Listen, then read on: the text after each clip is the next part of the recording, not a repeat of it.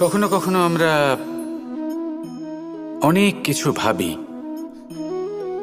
তারপর দুঃখী হয়ে যাই যে এত কিছু ভাবা সত্ত্বেও আমরা যে কর্ম করতে চেয়েছিলাম সেটা করতেই পারলাম না, যে লক্ষ্যটা আমরা লাভ করতে চাইছিলাম সেটা করতেই পারলাম না। আমরা সংসারের সামনে এটা ঘোষণা করে ফেলি, কথা দিয়ে ফেলি যে এই কর্ম আমি করে দেখাবো, এই সাফল্য আমি প্রাপ্ত করেই ছাড়ব, কিন্তু করতেই পারি না। তার কারণটা কি? চেতনা, আমাদের একাগ্রতা। আমরা একাগ্র হয়ে পড়ি এই সংসারকে কিছু প্রমাণ করে দেখানোর জন্য, যেখানে আমাদের একাগ্রচিত্ত হওয়া উচিত নিজেদের কর্মের ওপর। কোনো বস্তু বা কোনো সাফল্যের কামনা করা, তার জন্য পরিকল্পনা করা, তার জন্য কর্ম করা আর তা প্রাপ্ত করা, এটা আমাদের কর্তব্য। আর আমাদের মনোযোগ শুধু সেদিকেই কেন্দ্রীভূত হওয়া প্রয়োজনীয়। এই সংসারকে বলার কোনো প্রয়োজন নেই। একবার যদি আপনি কর্ম করে দেখান তাহলে সংসার এমনিও দেখতে পাবে। সেই জন্য প্রতিশ্রুতি দেবার পরিবর্তে দৃঢ় সংকল্প করে অগ্রসর হতে থাকুন। শুধু ভাবার বদলে কর্ম করতে শিখুন, আর বলার পরিবর্তে সেটা করে দেখাতে শিখুন। একবার সাফল্য লাভ করুন, তারপর এই সংসারকে বলবেন যে এটা আমি ভেবেছিলাম আর সেটাই আমি করে দেখিয়েছি। কর্ম করুন আর আসুন আমার সাথে ভালোবেসে বলুন, রাধা রাধা। সংসারে সকলের মনে বাসনা থাকে তারা যেন ধন অর্জন করতে পারেন। সবাই তার জন্য চেষ্টাও করেন। একটি অত্যন্ত ছোট শিশুও যখন সে কোনো উপহার পায় তার থেকে সে অবশিষ্ট ধন সঞ্চয় করতে চেষ্টা করে, কারণ আমরা ভাবি যে সংগ্রহ করলে আমরা ধনী হয়ে উঠতে পারবো, ধনবান হয়ে উঠতে পারবো। এবার এটাই কিন্তু গুণের ক্ষেত্রেও প্রযোজ্য। যদি আপনারা জীবনে গুণবান হতে চান তবে সংগ্রহ করার কোনো প্রশ্নই নেই। আপনাকে শুধু সম্পত্তি খরচ করতে হবে। আমি ধনের কথা বলছি না, আমি এই সংসারের সবথেকে মূল্যবান সম্পত্তির কথা বলছি, সেটা হলো সময়। গুণবান হওয়ার জন্য আপনাকে শুধু সময় খরচ করতে হবে, অর্থাৎ প্রত্যেক মুহূর্তের সদ্ব্যবহার করতে হবে, আর তাও উচিত প্রকারে। যদি এই কাজ আপনি করতে পারেন তাহলে আপনা থেকেই গুণবান হয়ে উঠবেন। আর একবার যদি গুণবান হয়ে উঠতে পারেন তাহলে ধনবানও হতে বেশি সময় লাগবে না। সেই জন্য জীবনে গুণ অর্জন করুন, সময়ের সদ্ব্যবহার করুন, আর আমার সাথে ভালোবেসে বলুন, রাধা। মন্দিরে যখনই আপনি যান সেখানে অবস্থিত প্রতিমার চরণ স্পর্শ করেন। যখন শিবলিঙ্গের অভিষেক করেন তখন স্বয়ং নিজে হাতে দুধ এবং জল দিয়ে তা ধৌত করেন, তার প্রক্ষালন করেন। কিন্তু এর পেছনে কোনো অন্ধবিশ্বাস নেই। এখানে বিষয়টা হলো ঊর্জা সংক্রান্ত। যে কোনো ব্যক্তি হোক বা কোনো বস্তু, তার নিজস্ব একটি বিশেষ ঊর্জা থাকে। সেই জন্য যখনই আমরা বড়দের চরণ স্পর্শ করি তখন সেই স্পর্শ দ্বারা সেই বিশেষ ঊর্জা আমরা নিজের অন্তরে সমাহিত করি। তাই সব সময় মনে রাখবেন, কারোর চরণ স্পর্শ করার অর্থ এটা নয় যে আপনি কারোর সামনে তুচ্ছ হয়ে যাচ্ছেন। এর অর্থ হলো এটাই যে বড় হওয়ার জন্য সেই বিশেষ ঊর্জা আপনি তার থেকে প্রাপ্ত করছেন। আর এই জীবনের আরেকটা বড় সত্য হলো এটাই যে যদি আপনি জীবনে কিছু লাভ করতে চান তবে নতমস্তক হতে শিখুন। তা হয় সেটা পরমেশ্বরের সামনে, বা মন্দিরের প্রতিমার সামনে, বা মাতা পিতার সামনে, বা কোনো মহাপুরুষের সামনে, বা ভালোবাসার সামনে। আসুন আর আমার সাথে ভালোবেসে বলুন, রাধা রাধা। আমরা সবাই জীবনে কামনা করি। কেউ ধন সম্পত্তির কামনা করি, কেউ ভালোবাসার, কেউ বন্ধুদের, কেউ নাম খ্যাতি আদি ইত্যাদি। এগুলো লাভ করার জন্য আমরা চেষ্টা করতে থাকি, পরিশ্রম করতে থাকি, কিছু সময় পরে অর্জনও করে ফেলি। কিন্তু সবকিছু অর্জন করার কিছু সময় পরে এরা রুষ্ট হয়ে যান, আমাদের থেকে দূরে চলে যান, বা আমাদের থেকে কেড়ে নেওয়া হয়। এমনটা কেন হয়? এমনটা এই কারণে হয় কারণ মানুষের একটা দুর্বলতা আছে।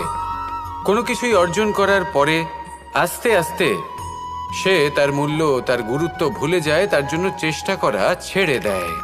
আর এটাই হলো সব থেকে বড় সমস্যা।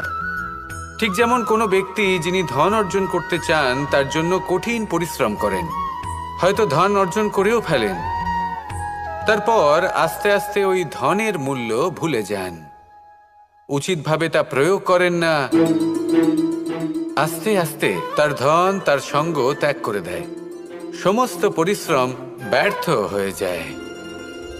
সেই জন্য মনে রাখবেন, এই সংসারে কিছু অর্জন করা অত্যন্ত কঠিন ব্যাপার, কিন্তু তার থেকেও বেশি কঠিন হলো সেটা নিজের সাথে ধরে রাখা। তাই জীবনে যখনই আপনি কিছু অর্জন করবেন তার গুরুত্বটা বুঝুন, আর তারপরে সময় সময় তার মূল্য নিজেকে স্মরণ করাতে থাকুন। কৃতজ্ঞ থাকুন যে আপনার পরিশ্রম আপনাকে এই ফল দান করেছে, আর চিরকাল পরিশ্রম করুন, তবেই আপনি যেটা লাভ করেছেন সেটা আপনার কাছে থেকে যাবে। আসুন আর আমার সাথে ভালোবেসে বলুন, রাধা রাধা। এই সংসারে আপনার সব থেকে বড় বন্ধু কে? কেউ বলবেন ছোটবেলার বন্ধুরা, কেউ বলবেন মাতা পিতা, কেউ বলবেন ঈশ্বর। এবারে বলুন যে এই সংসারে আপনার সব থেকে বড় শত্রু কে? কেউ বলবে আপনার বিরোধী, সেই ব্যক্তি যে আপনাকে হিংসে করে, বা আপনার নিজের অহংকার, আপনার কুকর্ম। আমি বলবো যে এই সংসারে আপনার সব থেকে বড় বন্ধু হলো আপনার নিজের মন। এই চঞ্চল মনকে যদি আপনি নিয়ন্ত্রণ করতে শিখতে পারেন, তাহলে এর থেকে বড় বন্ধু এই সংসারে আপনি কোথাও পাবেন না।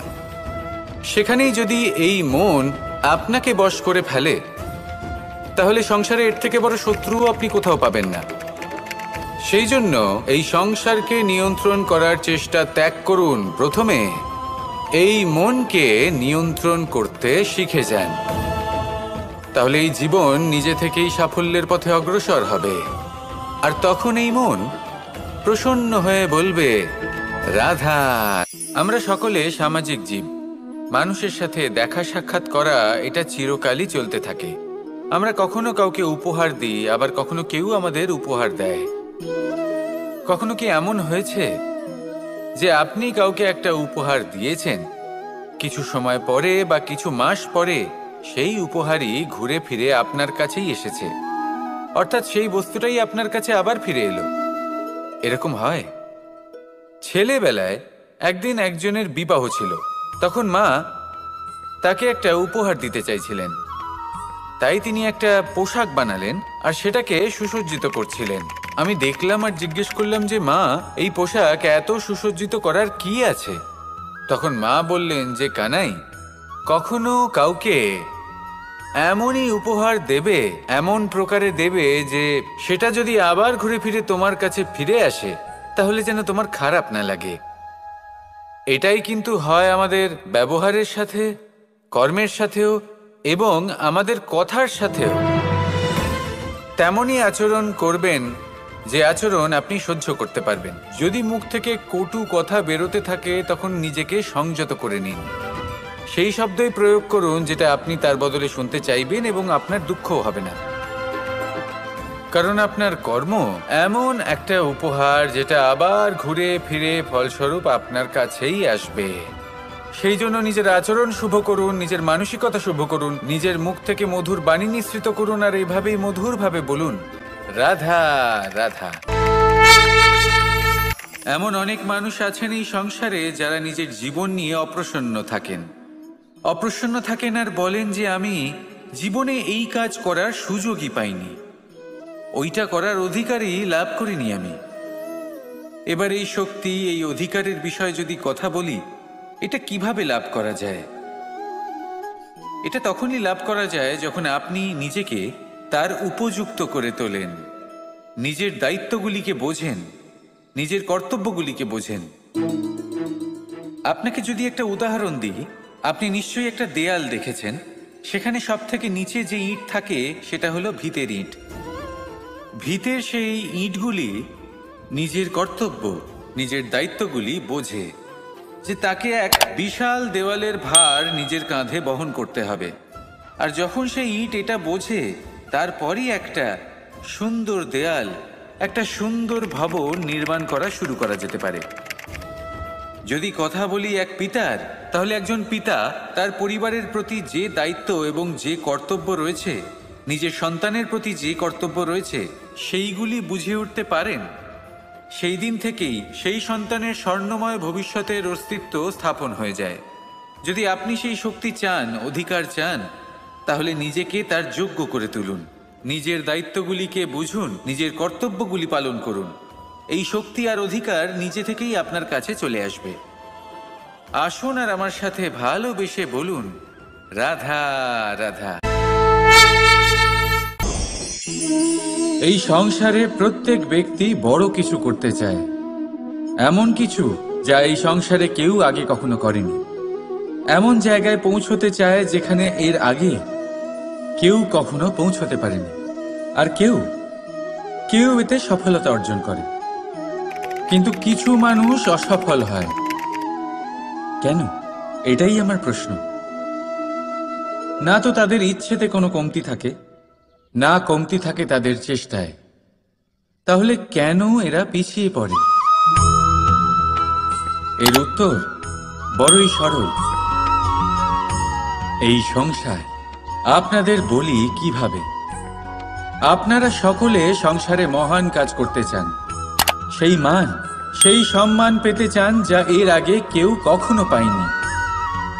কিন্তু আপনার সমস্যা এটাও যে এই কাজে সংসার আপনার সাথে থাকছে না। বড়ই অদ্ভুত ব্যাপার। দেখুন, ভুলে যান গোটা সংসারকে, জীবনে একা একা এগিয়ে চলুন। গঙ্গোত্রী থেকে যখন একটি জলের ফোঁটা বেরোয়, তখন সেটা শুধু এক বিন্দু জল। তারপরে যখন সে তার যাত্রা শুরু করে, অন্য জলের ফোঁটার সাথে মিশে, তখন সে স্রোতে পরিণত হয়, গঙ্গাতে পরিণত হয়।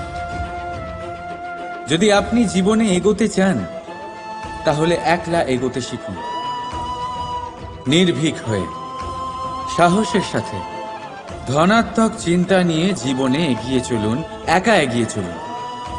আর দেখবেন সেই মান, সেই সম্মান আপনার জন্যই অপেক্ষা করে আছে। রাধা রাধা। এই বৃক্ষ দেখতে পাচ্ছেন? বটবৃক্ষ। এই সংসারের সব থেকে বড় বৃক্ষের মধ্যে অন্যতম। কি না করে এই বৃক্ষ?